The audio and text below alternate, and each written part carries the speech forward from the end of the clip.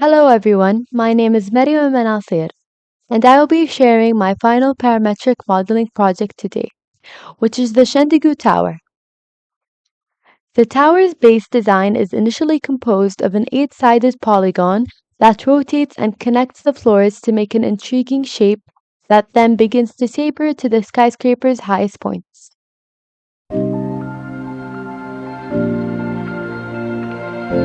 Now I'll be showcasing some ways in which you can parametrically manipulate the building.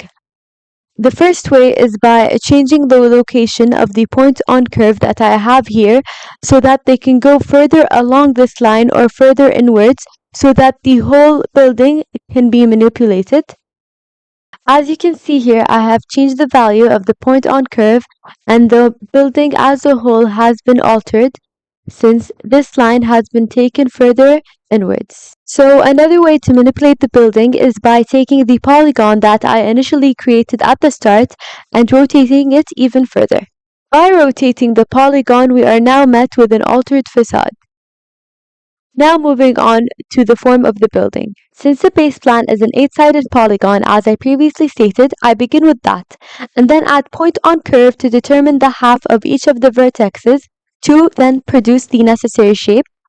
I then duplicate that and rotate it to obtain the curves which are necessary for the following steps. Following that from the previous curves and by using weave, I created the pattern I desired, which I then selected the points that were required to create the surface necessary to mimic the shape in the building, which I then polar arrayed.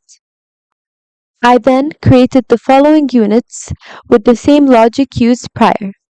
I then merged the units together and moved them to create the form of the building by then creating the floor slabs in each of the floors. Following that, I used a boundary box to create the shape that is present in the building, which is the tapered effect. I then chose to refine that to make it more of a smooth shape that closely resembles the building. The roof follows the same language as the rest of the building. However, there's a slight difference since one part of the shape is raised along the center while the other part meets along the center of the building itself. And that can be done by adding a polyline, which I then added a point on curve to, which I then raised to create the respectful shape of the individual parts of the surface. Now moving on to the kangaroo portion of the project.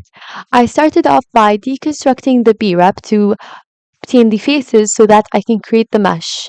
I followed that by refining the mesh and obtaining the naked edges from the mesh, which I then input into the anchor and added the anchor pressure, which I made sure wasn't too high so that it would create a more realistic effect.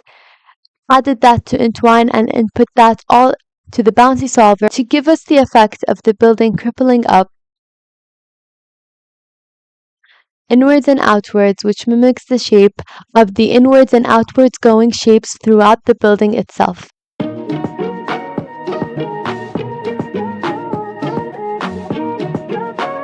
As for Weaverbird, I tried to test it out in two separate ways, one being the triangular subdivisions and the other being the silhouette sort of form that gives us the shape of the building as a whole. Using kangaroo in comparison to the building as a form, I wanted to create a contrast between the key feature which is present in the form itself, which is the sharp edges and surfaces surrounding the form.